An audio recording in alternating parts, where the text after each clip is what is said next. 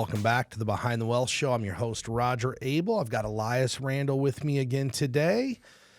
Elias, I was reading a couple articles, and I have a shocking statistic. You ready?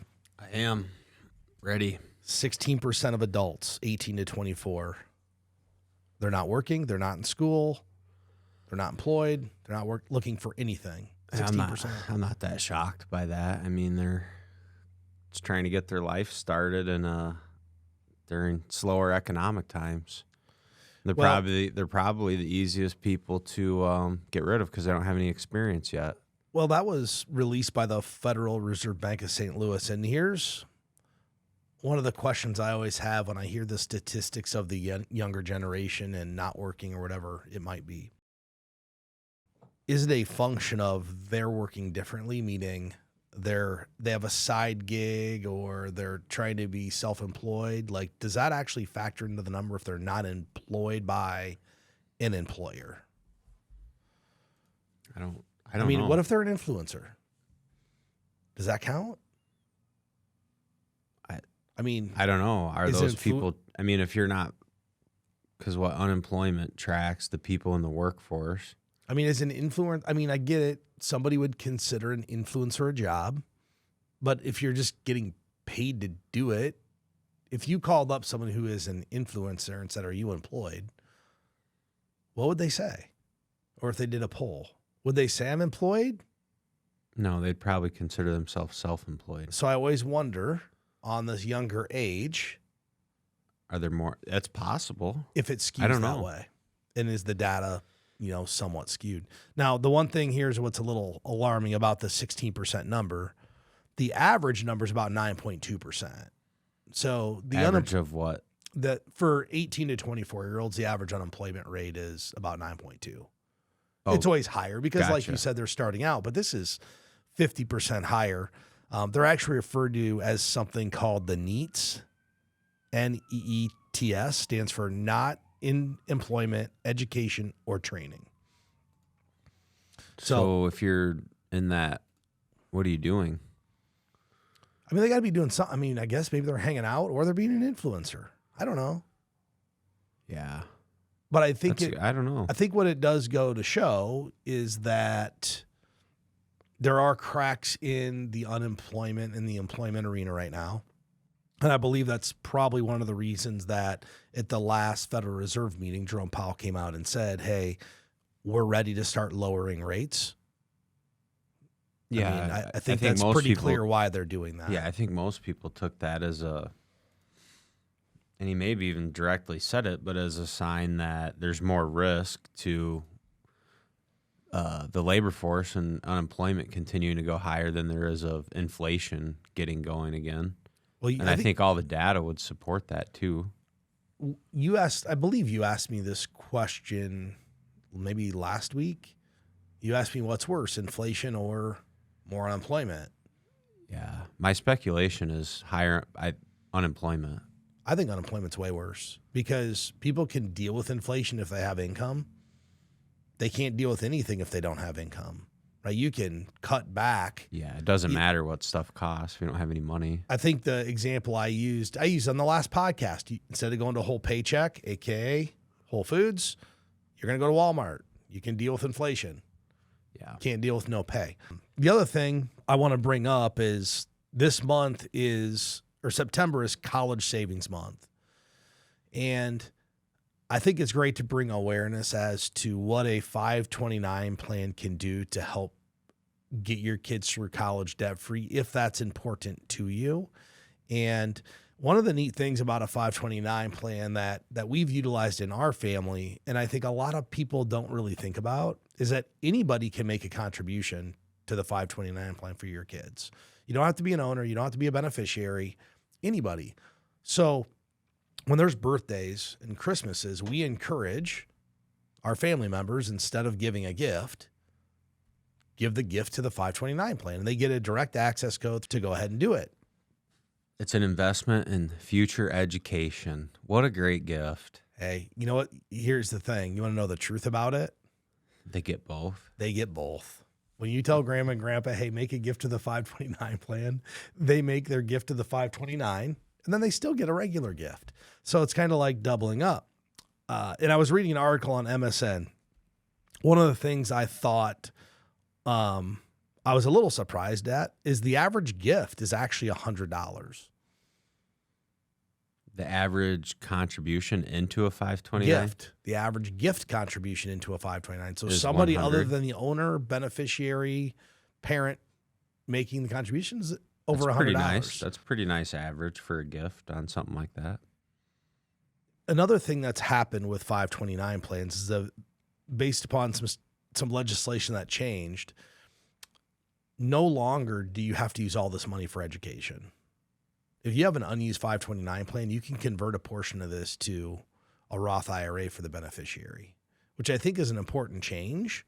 A lot of people always would say, hey, what if my child doesn't go to college? What do we do with the money? You know, they don't want to pay a penalty on it. They don't want to pay tax. And well, now you can convert up to $35,000 to that beneficiary for their future retirement savings. There are some stipulations on it, but I think it's important that if paying for your child's education is important to you, this is a really great tool to do it. And if you don't know how much to contribute, most of the financial planners out there have tools to help you figure this out. I know when I set up my kids' 529 plans, I just assume we're going to go to a state school. We're going to pay in-state tuition, full room and board, all of that. The calculator spelled out, hey, this is how much the expected cost of college was, which was like double what I thought it would be. But then it was able to let me back into the contributions. So then, hey, I set it up for those contributions. And amazingly, guess what's happened? It's worked out It's nice. worked out. Yeah.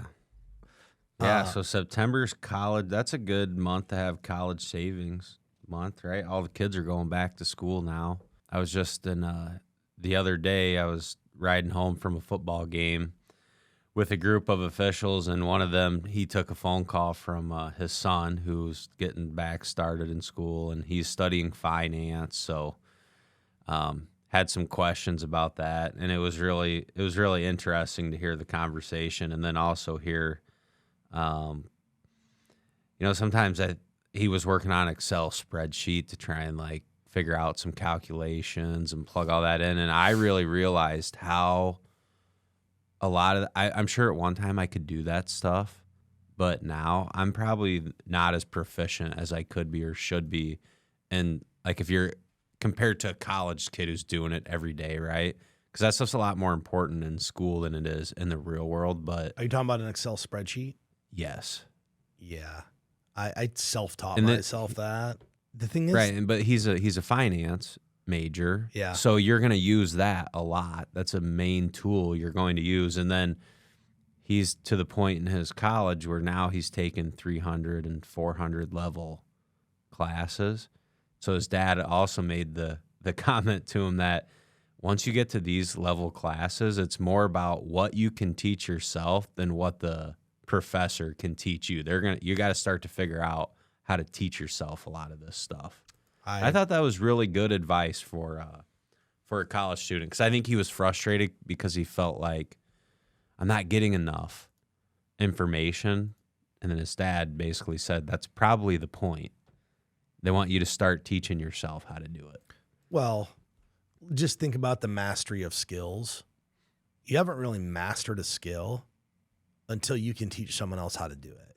And that's really the best way to master something. Once you think you're pretty proficient, now go find someone that you're going to teach it to, and it'll make you better at it. You're a lot like, think about, fortunately, I'm not dealing with this yet, but I will. My daughter's going to come home someday and want to help with math. I mean, that's likely going to happen. What grade's your oldest in? Third. Probably this year. Yeah. Well, Yeah. she was. It'll start to do more this year. We had to help a little bit with that last year So in third grade. I said, "Are you excited to go back to school?" And she said, "No." I go, "Well, why?" She goes, because of times. I go, "Multiplication?" She goes, "Yeah, it's going to be really hard." I said, "Other than that, are you excited to go back?" She goes, "Yeah." So she's really nervous about how hard it's going to be. So I'm sure we're going to have to help. But here's my point of that story. Math is different than when we were in school now, as you know. When we were in school, you memorized how they worked. Now they're doing this Common Core. So it's almost like I have to reteach myself how to do it so that I can help her do it. So I've been through that. I've had to have Nellie teach me her strategies so then I can actually understand how to help her, which is probably helpful for her. Because then the first step is, well, I have to explain this to my dad because it's taught different. And I actually think it's probably an improvement. You know, there's certain things I feel in math you do have to memorize. They're trying to teach them how to think through the numbers, which I think is very difficult to do in a topic like math. And I don't know that everyone can conceptually think about numbers, but that's a different deal. But anyway, I've had to do that where she has to explain to me how you're trying to figure this out, and then I can probably help you. So I'm going to ask you a question. Because the way I do it is, to me, the way we were taught is simpler. I want to look at it. Here's what I do. I want to ask you a question about that. Yeah. Do you think after she taught you how to do it, she understood how to do it better? Yes. Because that's the level of mastery, right? She had to think about, how am I going to explain this to Dad so that he understands it? Like, so inadvertently, you probably taught her more about it while she's teaching you. Probably. It's probably effective. But I just know I know the way I think. She's thinking through it probably at that age much higher level than what I would have been in school. I think we were doing a lot more memorization. For sure. Okay, I'm going to ask you a question. What do you think the difference between being rich and being wealthy is? And I bring this up because I ran by an article, and I've had opinions on this. I've had bankers tell me stuff. What do you believe the difference between the article is how trying to get rich can keep you from becoming wealthy? What's the difference between rich and wealthy? From anecdotally what people say, or yeah, I think so. I think maybe like being rich would just be you found a way to have a higher income. I think being wealthy, and this is more the way I think finance people and like a banker would talk about it. Once you're transitioning from like rich to wealthy, you've figured out a way to own assets, basically use your money as a tool more effectively than just driving some sort of income. So can I ask you a question? Did you actually read this article? No. So you hit it exactly on the head. That's what the article says is the difference? Being wealthy is really where you're able to utilize your wealth to sustain your lifestyle regardless of your income, right? Like you could have a high income, but you don't need that income to live. Your wealth is generating enough income and money for you that you don't need the income. I equate rich to affluent. And I had a banker about 20 years ago say, hey, Roger, there's two people in the world, two types of people that are in business. There's affluent and there's wealthy. I go, okay, what's the difference? He goes, affluent people just have a lot of income and they buy a lot of stuff. Wealthy people have a bunch of assets that generate more income for them. So you hit it exactly on the head. And it got me thinking about like business owners and entrepreneurs. Business owners and entrepreneurs are typically striving to make more money in the beginning, right? Like that's their goal. Yeah. Hey, nobody becomes. Well, it's also a requirement, right, to run their business. But business owners don't become business owners because they want a normal life, right? If we look at the, proverbial normal life, it's to get a good job and go to work and come home and be with your family. Business owners have a different level of responsibility and they're signing up for something different. But what I think happens is that vision of more and more and more sometimes blinds business owners and entrepreneurs from getting wealthy because they put their personal savings and wealth building tool on the sideline to keep putting it into the business. We both know many business owners who have a bunch of income, but when you look at the money that they put away or things they're utilizing to build wealth outside of that business, it's not that much. And if the business stopped, it all stops. Right, which would be, that's probably one of the differences I think we're getting at. You can be, when you're wealthy, like if something you have, like your business stops, you still have other assets that can maintain and keep you going. So when I was preparing for this podcast and I read this article, it got me to think about my favorite clip from 2.5 Men. And it's when Charlie meets with his accountant and is trying to figure out where all the money went. Charlie goes to meet with his accountant because he's like, I'm out of money. And the accountant grabs a cup like this, a cup, and pokes a hole in the bottom and says, Charlie, let me show you how normal people, how their money works. He goes, they have a hole, that's their expenses, and they fill up their cup. And as they fill up their cup, there's plenty of reserves for emergencies down the road. He goes, Charlie, let me show you how your money works. And he takes the cup and he stabs about 50 holes in the bottom. And he pours the water in. And as fast as he pours the water out, it comes out the bottom. He goes, Charlie, this is how you spend money. As fast as it comes in, it goes out. And Charlie goes, but where's the money? And he goes, I love artists. Because, in the show, he's a music artist.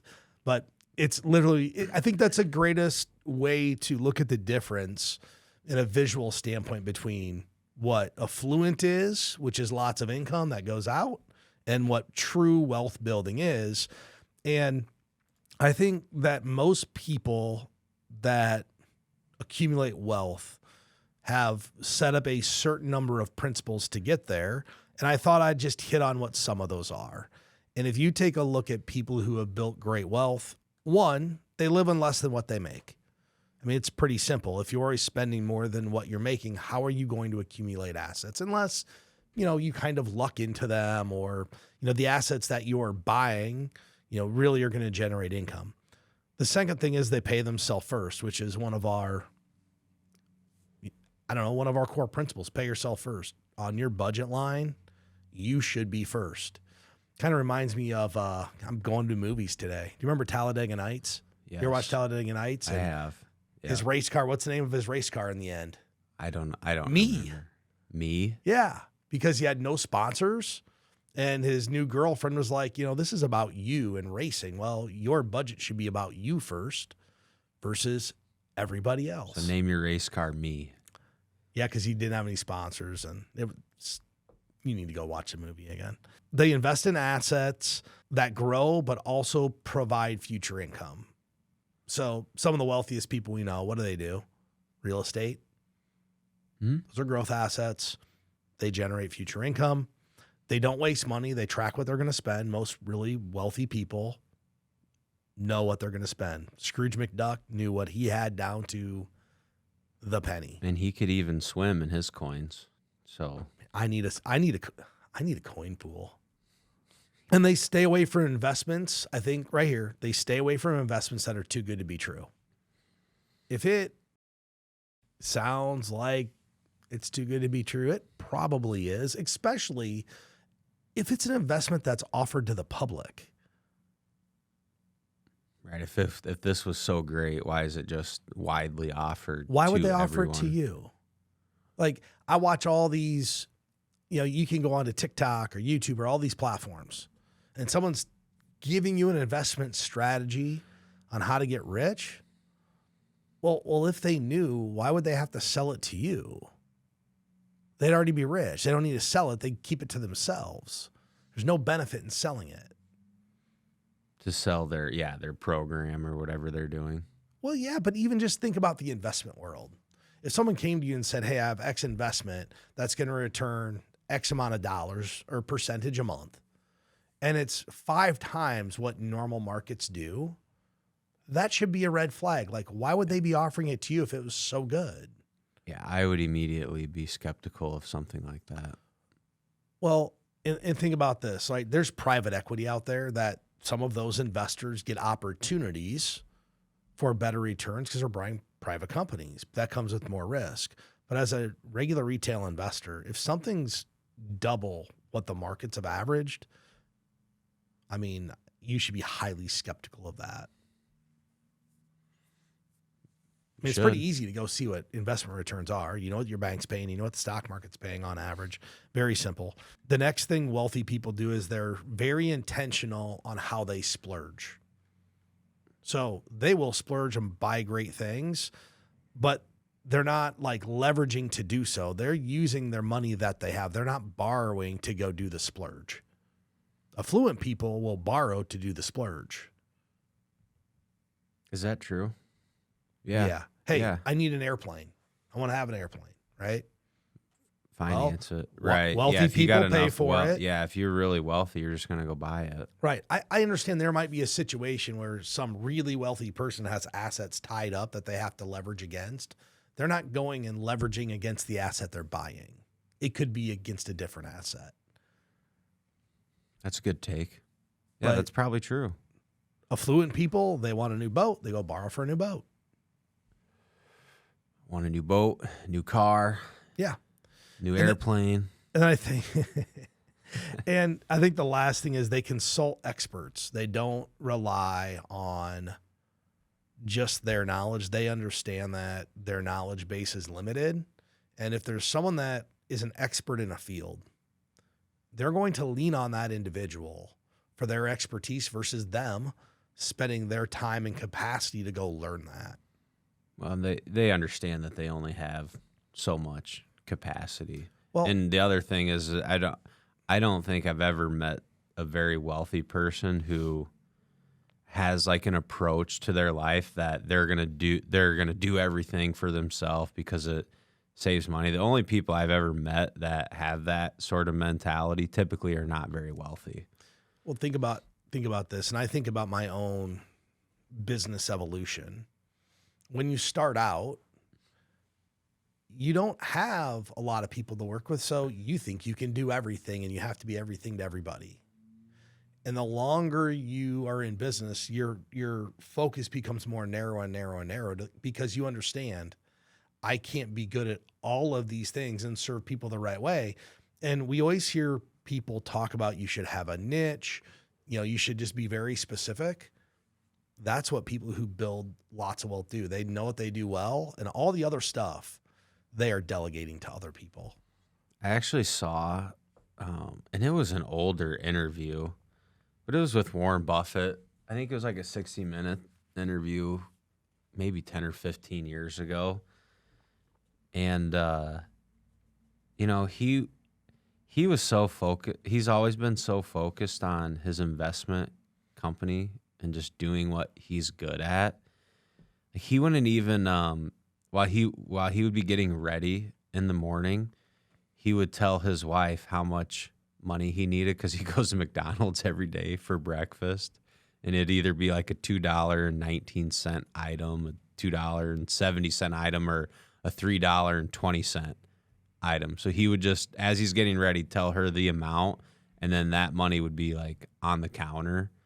So that was even just part of their family's routine. So he didn't have to, right? Doesn't even have to think. He knows I'm getting one of three things every day. The McDonald's is right on the way to my office. I thought that was kind of fascinating. And then he's kind of funny, especially for an older guy. He goes, well, if I'm feeling flush and the market's doing well, I get the $3.20 item. I think there's actually a lot of validity in that. I think if every day you are the same thing, it would cut out a decision. It would cut out a decision I have to make. And it's actually more than just that. It's the time, the energy, effort. You have to figure out, like, okay, you got 5 pair of pants. You have 5 white shirts. You have 5 jackets. Okay, that's it. But when you shop, it just, every time you remove something, it removes complexity from your life. Like, oh, I'm only wearing the same thing, so now I don't have to shop. It's the same brand, the same shirt. Is it boring? Yes, but would anybody really know? The people that know you would know. You had the same outfit every day, but I don't think they're going to care. No. If you had 5 suits and 5 white shirts, or whatever the number is, and that's what you wore every day, the same Monday, you wear the same thing, how much time would it save you just from, oh, where are my pants? Are they pressed today? Are they ready to go?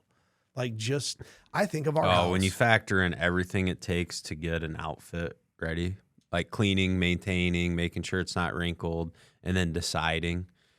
Because I don't even know how many shirts I have, but there's days, like I'll look at my closet, there's all my polos, there's my button-down shirts. There's probably 60 shirts hanging there. So I give myself a 60-choice decision every single morning. That's how you start your days in the world of complexity with your clothes. And you don't think about it. No, you but don't, you actually but it's true. It's true. And so probably for the last month and a half, I've had the same breakfast shake every day for breakfast. And I've really it's boring. And yeah, are there days I want something else? There are, but I actually really enjoy the simplicity of just knowing once I'm dressed, I'm going to go to the blender, I'm going to make my breakfast shake, and it's the same every day, and there's nothing to think about. And when you go to the grocery store, you don't have to think about what we're going to have for breakfast. And it's the same. Yeah, and it's the same 3 ingredients all the time, so it's very easy to make. With simplifying, I thought this was a good topic and a good time to bring this up. So I came across a couple things, some data about, one, investors messing up what's the closest to a sure thing in investing. And it was an argument or a piece in the Wall Street Journal that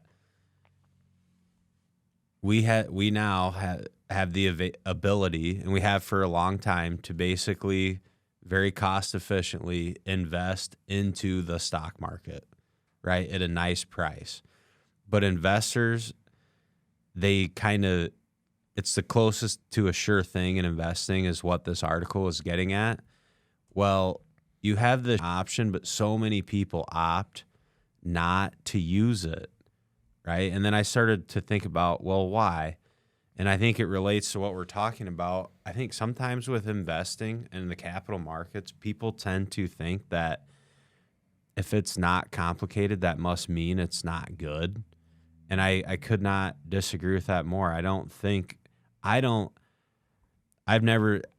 believe that complication is going to lead to a better result for investors or clients. And then as I was looking through stuff, I also found this charts on Morningstar. So what this was talking about, investors lose out on about 15% of returns of the funds that they own. So I was saying, well, how is that possible? So if you look at a fund's total return, on average, the investors that invest in that fund are going to lag by like 1 to 1.5%. And it's because they're getting in and out of the fund and trying to time the market. So if you just did a couple things, one, eliminated trying to time the market, and then own some good funds, or even just own some index funds, you've simplified your approach, and you're probably going to outperform what you used to do when you were being more complicated. So I've commented on that. I was on a phone call with a customer of mine the other day, and his son is getting interested in the stock market, right? And this asked me general How old question. is his son? 12. 12. Yep. And he's got like $5,000, and his son wants to go buy stock. The popular stocks a 12-year-old would want to buy. And he goes, "What do you think?" I go, "What's the purpose of this purchase? Like, are you trying to make money, or is this for fun? Like, what is it?" He goes, "Well, he thinks he can be a stock trader." I go, "Okay, great." I go, "Let me ask you a question." A 12-year-old. Whatever. It's $5,000. You know what I told him? I said, if he puts $5,000 away at 12 years old until he's 65, basically a millionaire. I went and pulled up an investment over 53 years, so to 65, $5,000 initial deposit with an investment that we use. It outperformed the S&P 500. It's more of a growth investment. I was just looking for something that had a 53-year track history. That's really all I was looking for. That $5,000 turned into $1.82 million. Great trade. I go, You're a great so I know trader. I said to him, so you guys can go and start messing around and buying and selling, or you could just put it away and simplify it, move on down the road, and not worry about it again. And when I said that, he goes, man, I never really thought about that. I go, you're letting compound interest work for you. Remember when we talked about me hiring my daughters to do this? I had a discussion with a friend of ours, and you know him, a very smart finance guy. And we were talking about transferring wealth to our kids. I said, why do we always wait to transfer wealth to our kids when we're dead? Why not do it now? And I said, think about it. I have an 8-year-old. Instead of me saying, I'm going to sleeve off X amount of my money to leave to my girls, why wouldn't I just start doing it today for pennies on the dollar so I can spend all of my money and have fun? Because if that 5-year-old, I save $5,000 for the next 4 years and they don't cash it in, arguably, like, aren't they pretty well set up? It's pretty hard to mess it up. And it cost me $20,000 instead of however much I'd have to spend to leave them this big chunk of money. It's pennies on the dollar at 8 years old. Yeah, it is. So that's an interesting take. Do you know what he said to me? He goes, yeah, I've never thought. He goes, I've never thought about it. He goes, I never thought about it that way. And most people don't. Most people believe I just grow my money and then I leave it to the next generation. If you want to be super intentional, invest it for the young generation at a young age and let this thing go to work. Because like you said, just buying into the stock market and letting it sit there for a long time, it's as close to it gets as a sure thing. It's as close as you can get to a sure thing. I'm not sure we can say that, but that's what the article said. That's what the title of the article was. Yeah, and I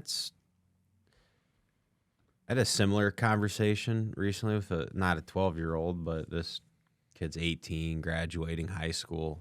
So his folks work with us, and he wanted to pick my brain on some stock trades and basically shared the same thing you just shared. And like the feedback I got was, oh, well, it must be possible to figure it out.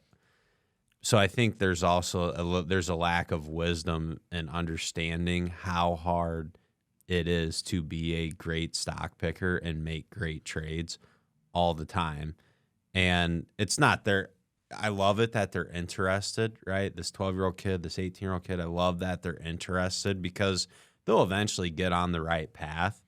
But it's one of you don't know what you don't know, right? So you think, like, you read a couple things on the internet, you watch a YouTube video, it sounds like it's simple. It's not. I'll give you a good example. It's very challenging.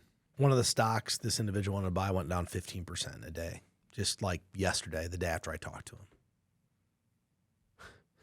And it's a good he goes, what do you think? I said, I don't think about individual stocks. I don't. You know, I told him my philosophy, which you know my philosophy. I only utilize individual stocks for myself if I utilize that product.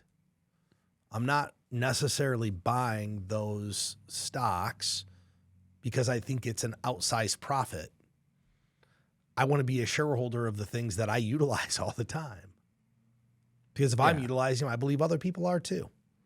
Well, it's also really when you set out to pick individual stocks, the challenge is you have to know what's going to happen in the future, right? It's all speculation on what's going to happen. So at the end of the day, no one knows what's going to happen in the future. You can use all the information to make good decisions, but if you say, well, I'm going to be able to pick the 30 companies that are going to do the best over the next 10 to 15 years, that's a large task. There's only a few people that have ever been able to do it, that have had a propensity to outperform the market over a long period of time. So what's your certain skill? It just gets me thinking back to, the premise you brought up of just simplicity. Let's go back to you have 5 outfits for the week and they're all the same versus 60. Well, you save all the time and energy, right? The outcome's the same. You look nice for work. And honestly, the stuff that you went and maybe you had a professional tailor help you get this outfit so you look really sharp every day. Like you're on point every day. It's the same every single day. You're probably going to look better than if you go pick out the clothes and try to put it together because you're not a stylist. Right. So that's a good point. That's a good point. If you It's did just- that and you just picked out 15 really nice outfits, total, you'd probably spend less money annually on your clothes, and you would have a better outcome Same thing as stocks. for your work clothes anyway. So you can make it complicated. You can just buy the thing and let it go and make it work for you. So with that said, I want to thank everybody for listening to the show today. This was the show of simplicity, I believe. If anybody's looking for help or needs to get on the right track, start a financial plan, you can go get us at btwellshow.com or click the link in our description. Want to thank everybody for listening. Hope you tune in next time. Securities and advisory services offered through LPL Financial, a registered investment advisor, member FINRA SIPC. The opinions voiced in this show are for general information purposes only and are not intended to provide specific advice or recommendations for any individual.